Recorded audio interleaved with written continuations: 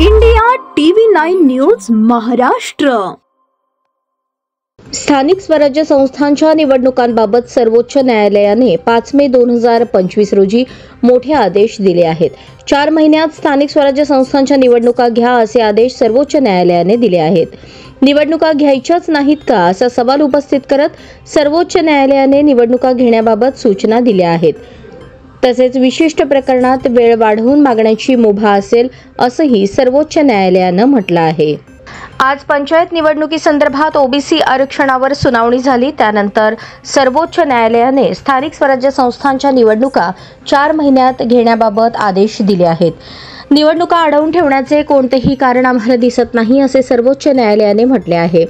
सर्वोच्च न्यायालयाने सांगितले की ओबीसी आरक्षणाबाबत 2022च्या आधीची परिस्थिती होती ती परिस्थिती कायम ठेवावी। याचिकाकर्त्यांनी म्हटले होते की 2022 मध्ये अहवाल आला त्यामध्ये ओबीसींच्या जागा कमी करण्यात आल्या, त्यामुळे न्यायालयाने 2022 पूर्वीची परिस्थिती कायम ठेवण्याचे आदेश दिले। राज्य सरकार आणि निवडणूक आयोगाला सप्टेंबर महिन्यापर्यंत राज्यातील सर्व महानगरपालिका आणि नगरपालिकांच्या निवडणुका घ्याव्या लागणार आहेत। त्यामुळे जवळपास 5 वर्षांपासून रखडलेल्या मुंबई, पुण्यासह विविध महापालिका, जिल्हा परिषद, पंचायत समित्या, नगरपंचायत निवडणुका घेण्यास हिरवा कंदील मिळाला आहे। स्थानिक स्वराज्य संस्थांच्या निवडणुकीबाबत 4 आठवड्यात नोटिफिकेशन काढा आणि 4 महिन्यांच्या आत निवडणूक घ्या। 1994 ते 2022 पर्यंत जी ओबीसी आरक्षणाची स्थिती होती त्यानुसारच स्थानिक स्वराज्य संस्थांची निवडणूक घ्या। राज्य सरकारला आणि राज्य निवडणूक आयोगाने दिलेल्या कार्यकाळात कार्यवाही करावी। ओबीसींच्या जागा कमी होत्या हा याचिकाकर्त्यांचा दावा होता, त्यावर कोर्टाने 2022 पूर्वीची स्थिती कायम राहील असे निर्देश दिले आहेत। पंचायत निवडणुकीसंदर्भात ओबीसी आरक्षणावर सुनावणी सुरू होती त्यावेळी कोर्टात काय झालं?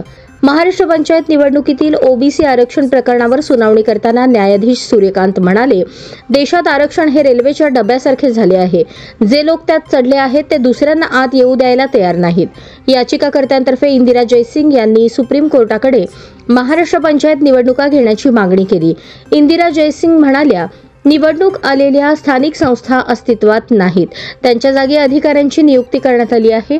न्यायाधीश सूर्यकांत म्हणाले, फक्त काही विशिष्ट वर्गांनाच आरक्षण का मिळावे? सामाजिक, आर्थिक आणि राजकीय दृष्ट्या मागासलेल्या इतर लोकांना आरक्षण का मिळू नये यावर विचार करणे ही राज्यांची जबाबदारी आहे। त्यानंतर ब्रेक झाला आणि नंतर 1 वाजता महाराष्ट्र सरकारच्या वकिलांना कोर्टात सुनावणी सुरू झाली। निवडणुका घ्यायच्या नाहीत का? सर्वोच्च न्यायालयाचा राज्य सरकारला सवाल।